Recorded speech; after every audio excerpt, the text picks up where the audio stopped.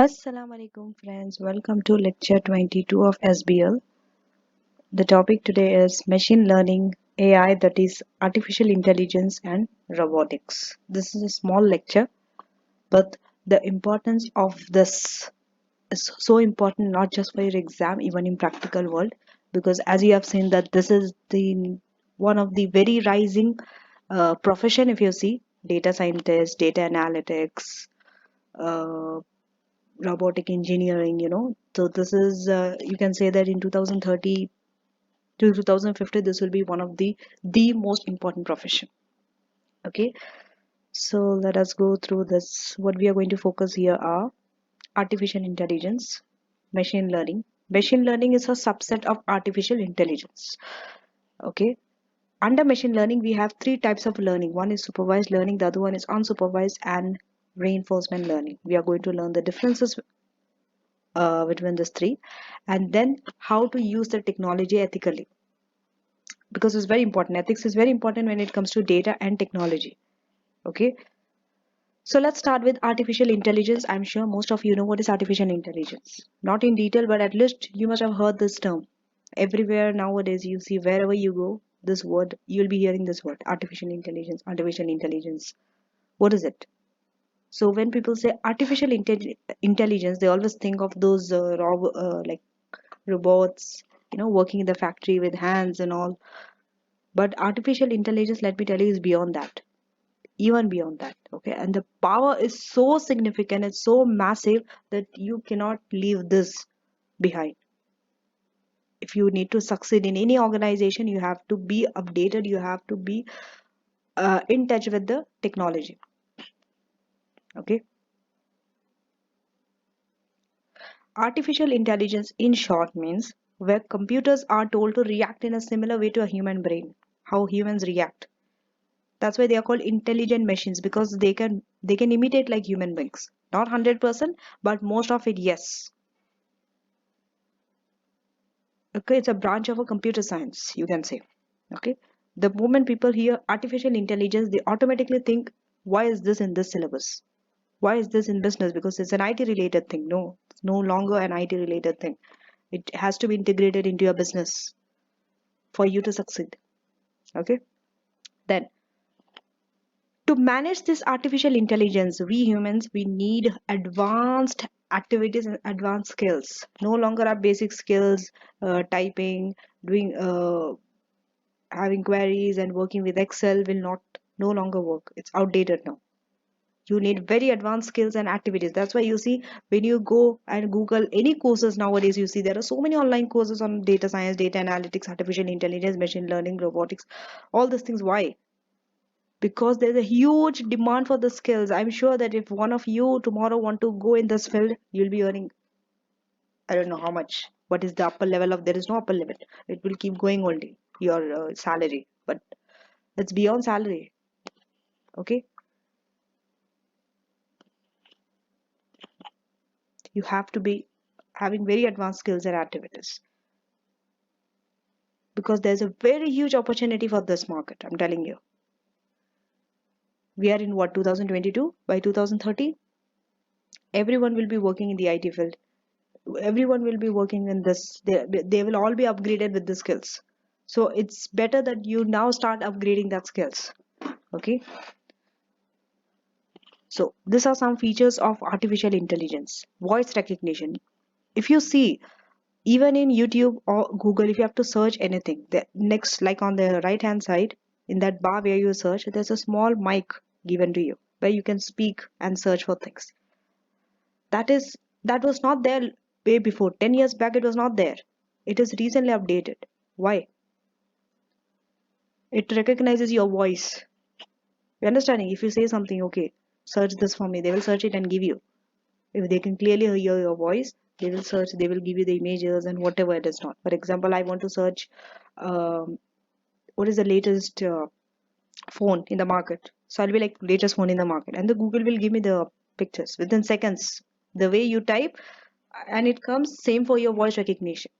So Google is able to recognize your voice now. To your voice, they will react. It's just that you need to say to Google, and Google will give you back what you have asked for.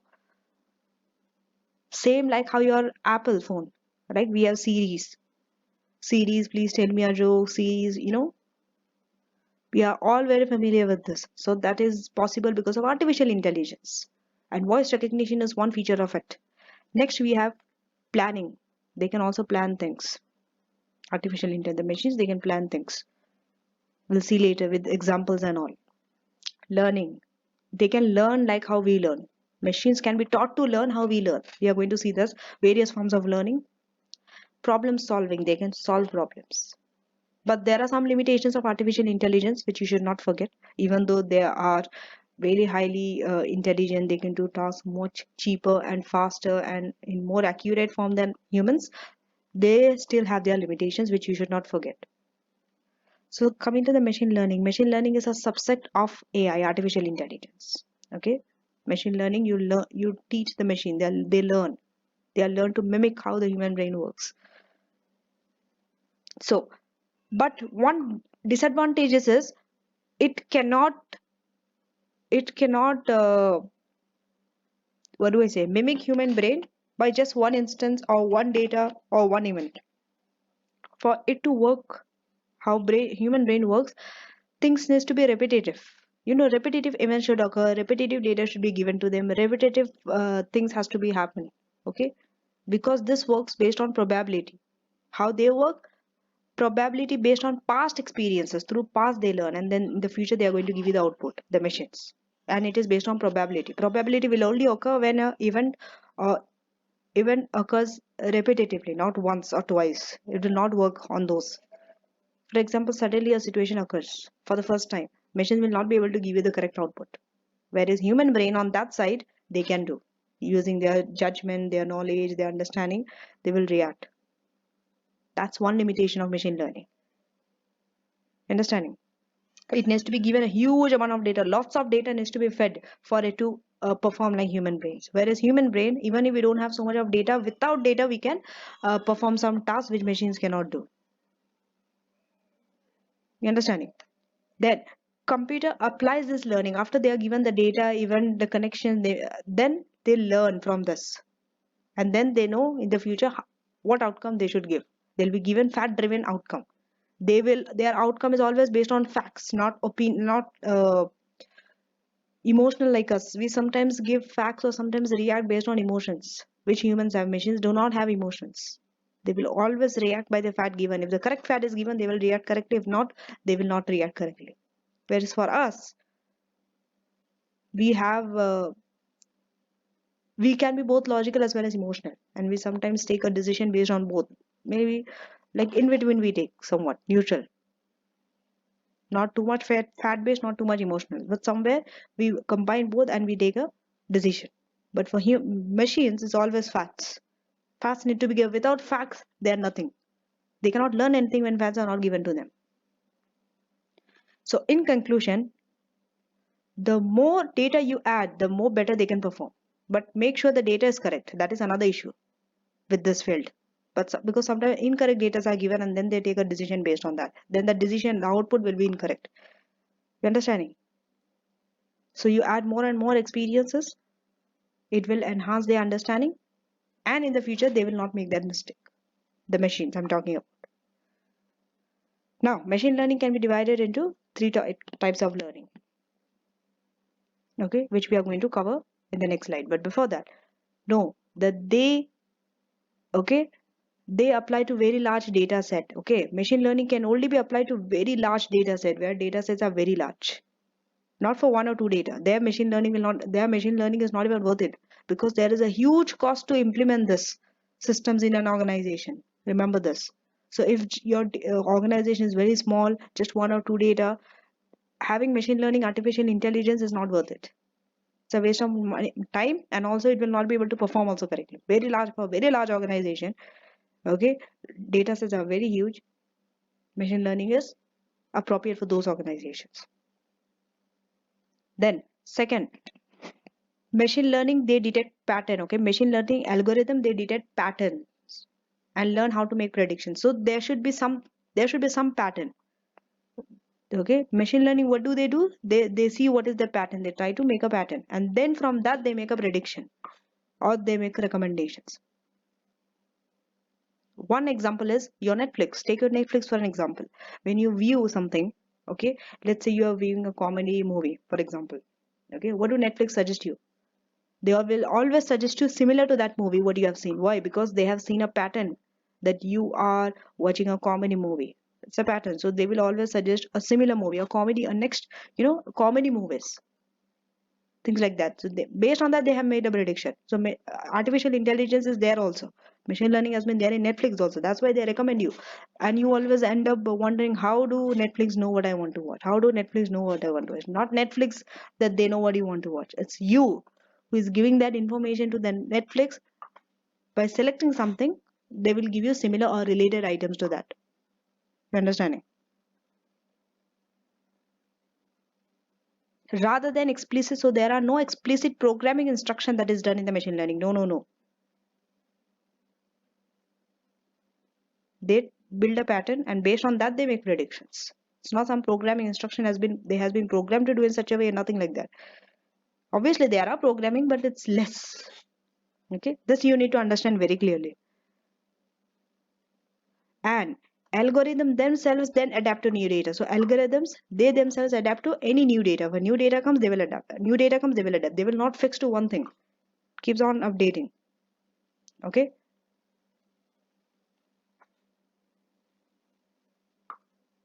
Then the three major types of machine learning: supervised, unsupervised, and reinforcement learning. Now let's see what is supervised learning. Supervised learning, as the word supervised says, it is very supervised. It's like you know what is input, what is output.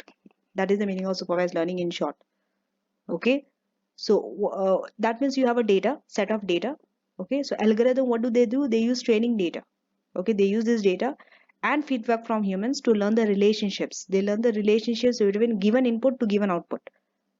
Not understanding? Okay, we have an example. For example, if the objective is to predict future house prices, let's say, what input should you give? They just cannot predict future house prices. If you say predict future prices, based on what? You need to give them input.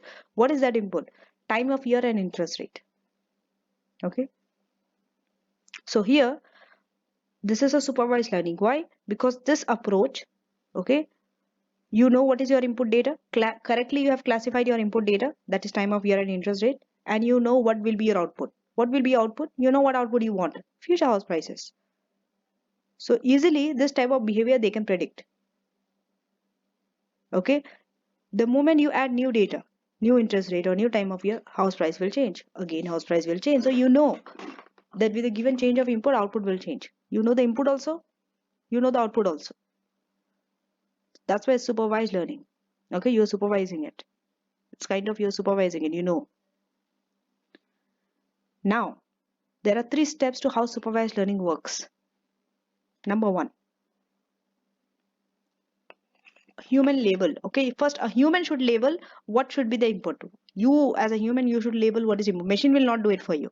First, you have to know what is your input, time of your interest rate, and then you only have to define what is your output variable, house prices. So humans define input variable as well as output variable. Step number 1. Step number 2, algorithm is trained on the data. Whatever the data is given, whatever the time of year or interest rate is given, you make sure that your algorithm is trained to work on that data so that a connection is found between the input and the output.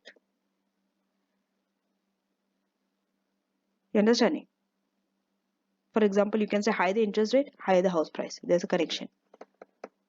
Third, after the training is complete, see whatever learning you're doing, okay, at the learning stage, you're always working on the training data. You trained them to work on the data. You just don't start working on it in the no. Before you implement completely, finalize it, you train. Training period is there, okay? After that, when training is complete, okay, when you have found out, you yourself have to check. After the machine has done, you yourself check with a calculator or check manually whether it's correct or not. Output is correct or not with the given level of input. Once you are sure that they are giving sufficiently accurate results, okay, then this algorithm is applied to new data. Every time you don't keep checking. Maybe for first few tries, you can check whether it's giving the correct, with the input, it is giving the correct output or not. If it's giving, then okay, you can go ahead and make sure that algorithm is applied to the new data. Then you are sure that whatever the data you give, it will give you the correct output. Okay. It is similar for the other two stages also, but there are some differences and it is little more difficult in other two stages compared to supervised. Unsupervised is, okay, here algorithm integrates input data without being given an explicit output variable. You don't know what is output variable. You know input. So they will check those input data. Output you don't know. For example, input could be customer demographic data. Okay, customer demographic data. Output we don't know. What we are trying to find we don't know. Okay, we just use it. Okay, so that algorithm is used to explore and identify patterns. Basically, you are identifying some kind of patterns in there. Okay, so there are no classification of data here. No known classification of data. Whenever you cannot classify data into certain things, then you can use this unsupervised learning. Okay, here basically you want to find patterns and classify the data for them. You find pattern and then you classify the data accordingly. In the first one, already classified data has been classified into input and output. Here it's nothing like that. Here you have to find patterns. Okay, so here also same like supervised, we have 3 steps. Number 1, algorithm receives unlabeled data. Data are not labeled. Again, for example, set of data describing customer journey on a website. Okay. Second, then they infer some sort of structure on the data. After that, they will infer some sort of structure. There is no structure in the beginning. Later, they will infer some sort of structure on that data. For example, customer journey on a website. And third is, from that, they identify a group of data that exhibit similar behavior. You understanding? For example, clusters of customers, you can group them in a similar age based on their buying patterns, or a choice of destination. Maybe they are from a similar destination, or their length of trip is similar, or the amount spent. If you want to find those things, you can group them. Algorithm identifies that group of data, okay, that have similar characteristics. If they are very different, they will not be grouped in one. Okay, then we have reinforcement learning. Okay, see, for your exam, SBL exam, you don't have to know those things very detailed. This much is enough. Whatever is enough, I have given to you. Okay, if you want to have a further understanding, you can Google or read other books and all, because in our textbook also it's not so much is not given, only this much is given. But you can read other books or Google it, that's up to you. But yes, for your practical thing, if you want a course in this, or if you want a career in this, you want to, then yes, you definitely need to know how this works, supervised, unsupervised learning with some data. But for your exam, you are not supposed to do that. For SBL, they will not ask you work on some data, or they will give you some data and see, no, what is input out. They will not ask all those things. Okay. Then we have reinforcement learning. Here, algorithm learns to perform a task by trying to maximize the reward it receives for the action it takes. For example, you are told to manage an investment fund. What do they do? The rewards would be the gains in the value of the fund based on which investment it has decided to put the capital into. Okay. Here, reinforcement learning is, they do not have lot of training data available. They do not have so much of data where they can train themselves. Okay. So here the ideal end state cannot be clearly defined. You don't know what is your ideal end state. Or the only way to learn about the environment is to interact with it. So they interact with it and then they learn.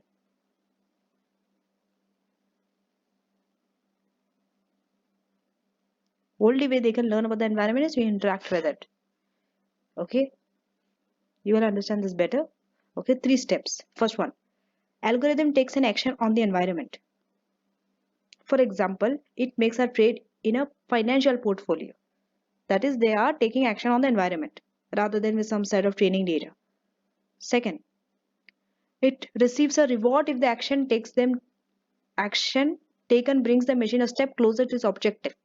What is the objective? To make a return on the investment. So if they can make a return on the investment, they are going to receive a reward. Third, algorithm optimizes for the best series of action by correcting itself over time. At once, they will not be giving you correct series of actions. It takes time. Over the time, it will learn on its own from its mistakes that this is the best series of action that needs to be taken to optimize. You understand? For example, if it make losses, what happened? Machine picked that they can make better returns if they invest elsewhere rather than, so they know that in the future they should not invest here. If they invest here, they are going to make losses. Invest elsewhere. So every time this keeps repeated, they will do it better the next time of investing, better and better. Okay. Then rewards of reinforcement learning. What are the rewards of reinforcement learning? Okay. To understand this better, some examples I've given. For example, a courier company. Okay. Courier company, they can what they can do? They can adopt artificial intelligence. Okay, in their system. So if they adopt this, how can it help them? It will reduce their fuel consumption. Okay, and also number of deliveries made to customers at one time will increase. So it's a gain. And aren't they gaining through this? Yes, time is saved, fuel is saved. Second, reinforcement learning has famously been used in training computers how to play games. Now you will understand this better. What is reinforcement learning? You see chess and all. Like when you play this games, card games, chess, or any other game, online board games and all, you see you are always playing with the computer, and they always will take the best step. You see, they don't make a mistake. They will always take a step where they are likely to win against you. So if you see, it's very hard to win against a computer, very hard, because they have been trained in such a way. That is reinforcement learning. It does not happen once. They have done it several times before they know which move they have to make for what. For example, if you make a move, okay, in chess, I'm telling you an example. You make a move, the computer knows what next step they have to make, and this they have been trained to do this. Trained in a way of they have interacted with the environment. When you play, they will take this, you know, that route. So that's the best example of reinforcement learning.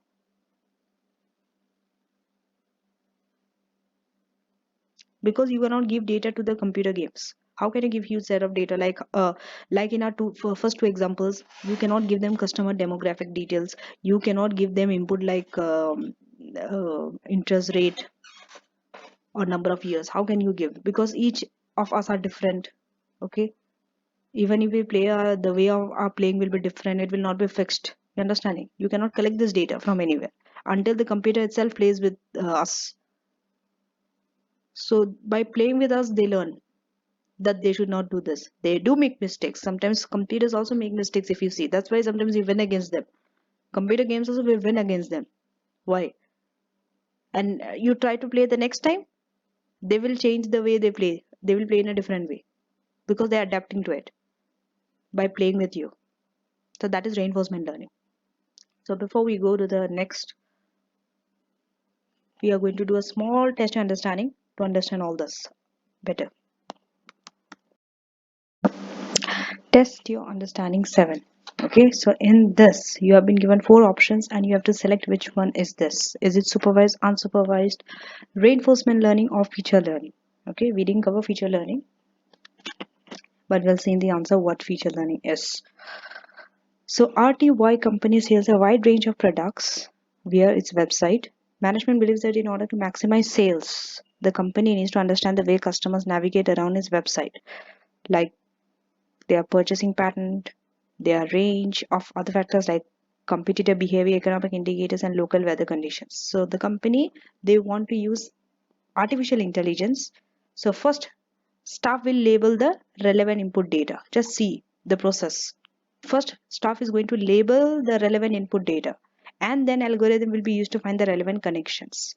What do you think is this? Okay, whenever you're confused, okay, do one thing.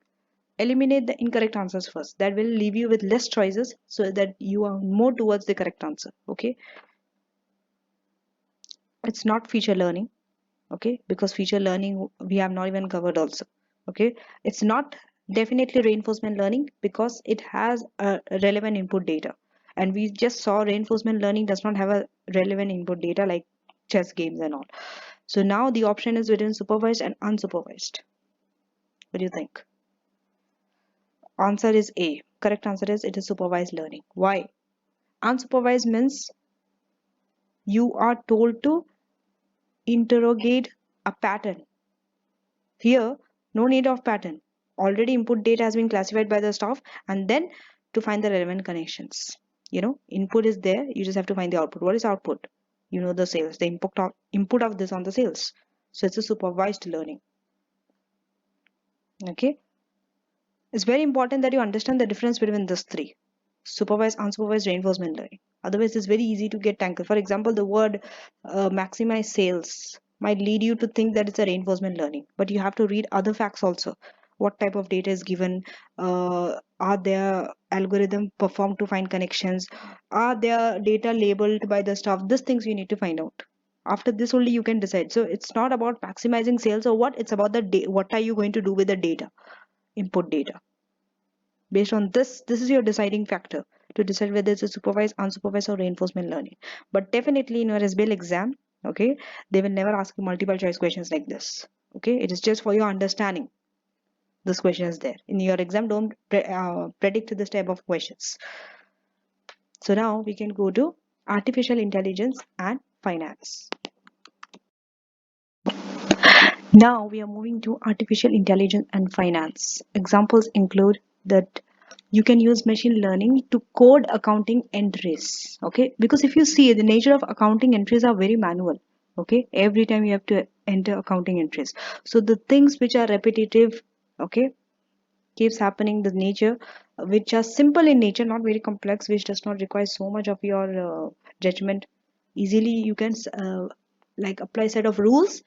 Machine learning can take over those types of jobs. Remember, that's why there are so many manual type of jobs like data entry or even in your assembly line in the manufacturing sector are taken over by the machine learning. That's why you see in this sector unemployment is more. But there are some skills which are very critical, which are very complex in nature, that machine learning cannot take over them, like an auditor or a consultant, because you need your emotional intelligence also in these things. And each scenarios are different, each circumstances are different, each circumstances needs a different type of reactions. You cannot apply same type of reaction. In this, machine learning is still not able to catch up with the humans, you see. So these sectors are still safe. Some jobs, some sectors, you see, it is still saved. For example, machine learning can be used in prescribing medicines. If you tell that enter that it's a fever, okay, so for fever they will give you the same type of medicine. Here, okay, machine learning can be applied, but some aspect of in the medical field they cannot. Suddenly a type of disease came up which has not been which machine does not have any data about. It's a new type of disease, for example coronavirus. Machine learning cannot help you there. You understanding? But in the finance sector, there are some areas where machine learning has taken a huge impact. Okay, that's very important. You should know this. So machine learning to code accounting entries. Okay, what happens? This improves the accuracy. Okay, and also you can automate this area. Second, this helps to improve fraud detection also. Not just the manual work is taken by the machine, but also fraud detection. Okay, but for to detect fraud, you need more sophisticated machine learning models. Simple will not do it. Okay, for example, you see that you see a range. Okay, that if the sales are from this range to this range in normal, then it's a normal activity. Otherwise, suddenly if you see sales is increasing, then again it's falling down, then you see the pattern changes. When a pattern changes, it can help you to predict that there might be some fraudulent activities. Okay, at least it helps to give it signals you before actually things goes wrong. Okay, it detects. Third, using machine learning based predictive models to focus. Sometimes you can focus revenues also based on the predictive models. Yes, machine learning is capable of doing it. We are not saying it's 100% predicting correctly. You should never rely on it completely, but yes, to somewhat it can focus based on the data that you have given them, by the way. And improving access to and analysis of unstructured data like contracts and emails. So based on that, they might be able to pick up pattern. For example, they see emails are almost 30 to 40% emails are on, they are complaining. They're based on complaints, or they see certain words in the emails that is always repetitive. They will pick up that this is an issue or it's a problem. So that's how they are unstructured, you see. So that's the thing. Next, all aspects of modern life are impacted by mobile technology. Okay, some industries are completely new, they have just emerged, and some have been completely transformed because of this what mobile technology. Okay, these are some industries which you should know which have changed, and you know it, right? But just we are just doing a revision here. Okay, like newspaper. Earlier, 10-20 years back, rewind, we would not even think reading a newspaper on the mobile phone. Remember, one day your dad or your grandpa misses a newspaper, it's like almost they are going to get a heart attack. Okay, but now everything is possible. Like you will never miss a news, not even for a second. You're always updated. News is everywhere now. It's on. So from paper based, it has transformed to social media. You can read it on your phone, on your Facebook, on YouTube. You can go and search it everywhere. So you see the change. I don't think anyone reads newspapers now. The paper newspaper. Everyone will be on their phone. So the physical sales of newspaper declined because of this.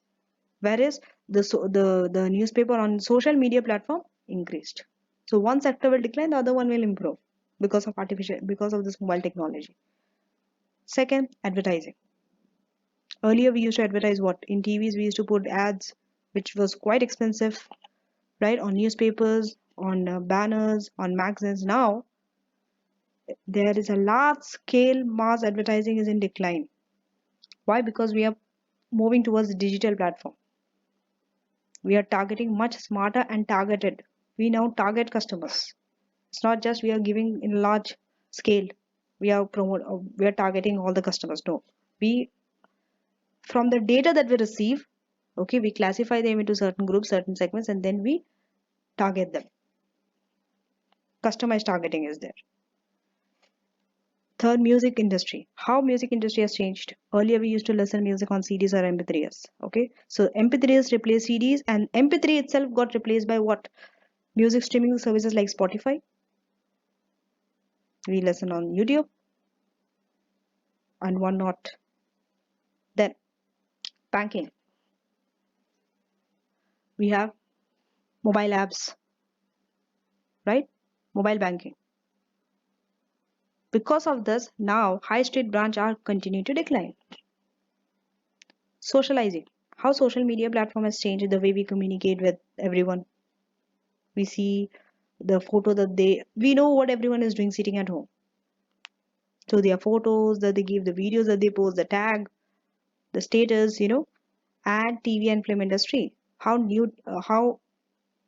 video streaming services like Netflix and Amazon Prime took over the market. Right? You can watch your shows anytime, anywhere. Even if you have missed it out, you can watch it 100 times. No issue. And even YouTube. Now, the last topic of today, the last aspect is ethics of technology usage. And this is divided into three parts. Okay, first is legal consideration. Why we are focused about this aspect? Because with technology comes data. See, no technology will work successfully if data is not there. Every technology that came into the market is because of the data that they have received. Nowadays we receive more and more and more data. It's like data overload. Too much of information we know about everyone. Okay, so technology and data goes hand in hand. Without the support of data, you cannot use your technology. Technology as a machine standard, it's useless, baseless. It is only because we have that data, so that with that technology we can make use of that data and then we convert it to something else. So the amount of personal data that is available now to the organization and used by the organization is so massive. So that's why to take care of that data is that there's a privacy, there is a sensitivity, and there is a security of this data is very important now, especially for the modern business. Earlier, it was not an issue. Earlier, everything was on paper based, everything was very secure, very private. Confidential information was not leaked. Now, it's not easy any longer. You have to take this into consideration now because there are legal aspect. Think from the legal point of view. One rule, legislation which has been introduced is data protection. General Data Protection Regulation. This was introduced when? It was introduced in EU in 2018 to protect the data. There's been so many examples, you go and check, so many examples where scandals has happened, where the customer's data has been misused. It has been leaked, personal information has been leaked through Facebook. That's why to overcome that this similar thing does not happen in the future, you came up with General Data Protection Regulation, that all data needs to be protected. So there are some principles, by the way, if you have to use this legislation. This legislation says, use data fairly, lawfully, and transparently. It should be used for explicit purposes. It should be used in a way that is adequate, relevant, and limited only to what is necessary. Accurate and required, kept up to date. Accurate and where required, kept up to date. Kept no longer than necessary. When it's no longer than necessary, damage it, destroy it. It should be handled in such a way that it ensures appropriate security. Okay. For example, no unauthorized person should have access to it. Okay. It should not be given, access should not be given to everyone. It should be protected from any loss or any damage or any destruction. Okay. And data controllers. What are data controllers? Data controllers are within organizations to make sure that there are adequate safeguards and controls to implement these data principles. To make sure that data is used fairly, to make sure that data is kept up to date, we have data controllers. Okay. Now, second aspect is ethical and social considerations. First one is legal. You have to pay legal penalty and reputation and all is there. It's at stake when you are when you are not taking care of the data of the customer that you receive. Okay. Next is ethical and social considerations also there. Okay. Ethics, we all know, we have already went through that. I think it was lecture 2, ethics. So I'm not going to teach ethics now. What is ethics? That is not needed. In terms of technology, how are you being ethical? That's important here. So a company that handles technology and data in an ethical way. Why do we want to take care of ethics? Because it gives several advantages to the company. How? Investor confidence is increased. Because if they know that their data is handled in an ethical way, they will be more confident and they will invest in that company more. Second, brand confidence. Okay. Because customer confidence in data security, if customer are confident that their data is secure in this digital age, it's a brand confidence. That means your brand is very, very highly valued by the customer, because it's very difficult to handle that data security in the digital age, especially. And if your company is able to do that, hats off. Third, customers feel safe also to deal with such companies where their data are secure. They know that their data is secure, they're taken care of. Company is responsible for the use of their data. Fourth, even employees will be attracted to work in those companies where there's a strong ethical stance for data protection. Then, ethical handling of data and technology will help long-term sustainability for that organization. Organization can sustain for the long term, because not only customer, not only employees, not only the organization, all the stakeholders who are working with that organization will have a confidence and trust in that company. So it's all in all, it's a win-win situation. Everyone will help each other. And it, in terms of risk management also, it will help, because you are taking a proactive awareness of risk. You are aware of the risk. You are not reacting to the situation, you are being proactive. That if this, you are not being ethical, it's a risk against you. Not just any risk, technical risk, but also reputational risk. And reputational risk is a risk which cannot be wiped out with any substitute or alternative actions compared to other risk. Other risk, okay, you take actions, you reduce. Reputational risk is such a risk that you cannot reduce it, and the impact is sometimes forever. Sometimes you can reduce the impact, but It's a risk that it is perceived by how customers view it. So that is something which you cannot control. If it was some other risk like legal risk or financial risk or health and safety, you can implement some actions and reduce down the risk because the problem is with your company.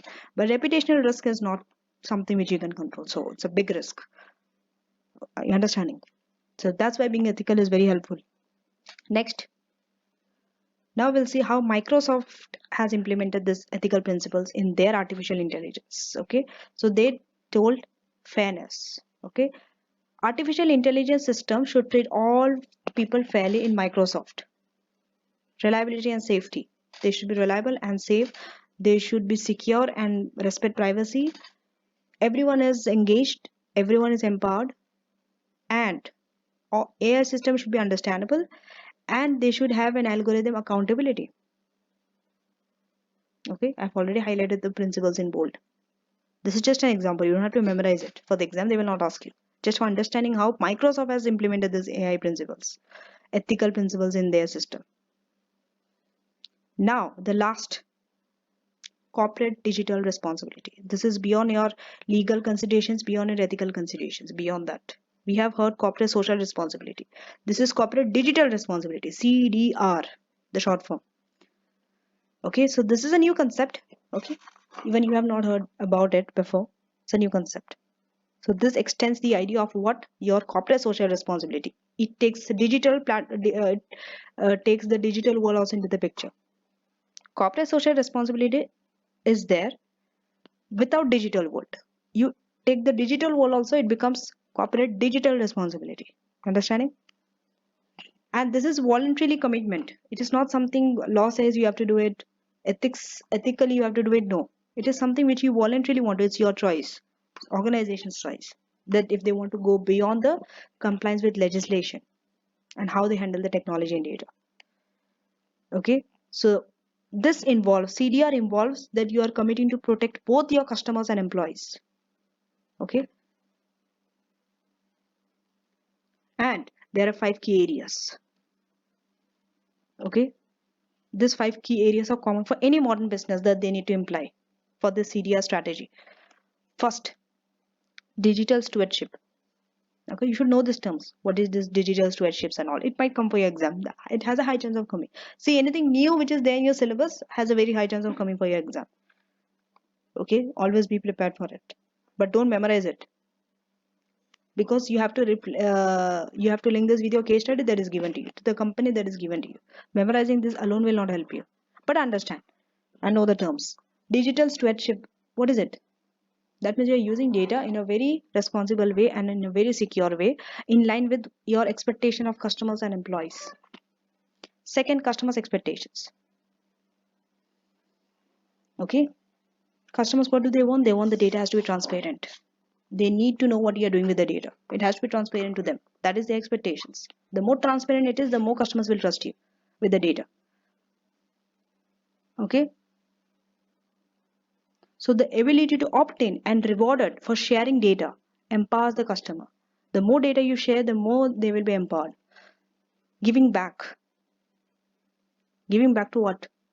Giving back means companies can share data in a way that can help the society. How? We have 2 examples. One example is of the bank. See, bank has knowledge of financial information.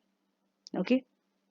So because of this information that they have, what can they do? They can help to inform our customers. They can help to inform our customers' choice to improve their financial management. They can help the customer to manage their financial resources. Even if this means that there's a loss in the overdraft or credit card fees. Because as a society you are growing, you are helping the customer. Okay, even though in the short term, okay, there's a loss of overdraft and credit card fees. Second example is of a pharmaceutical company. They have clinical trial data.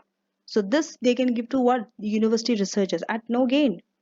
So that they can help the university students to gain from it. And again, they will be coming back as a doctors, coming into the pharmaceutical company only. If you think about long term, today you are giving them the data free of cost to the university researcher. But in the future, again, those students who are going to learn from it are going to come back and join in that pharmaceutical company. Understanding? Next, the fourth is data value. This is becoming very important to the customer as well as business also. Okay, so the need to reward and incentivize customers to give more. You are rewarding customers to give more data, so this should become a norm. Okay, that will become a norm someday.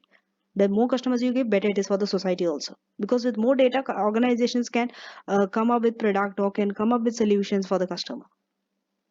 If they don't have that data, they cannot do anything. So value of the data needs to be enhanced, increased. And the last one is digital inclusion. Digital inclusion means everyone is a form of digital world. No one is left behind, either through education, either through opportunity. Everyone should have the opportunity. Everyone should be educated to use the digital uh, the digital space. Okay, if they don't have the skill, give them the skill. If they don't have the tool, give them the tool.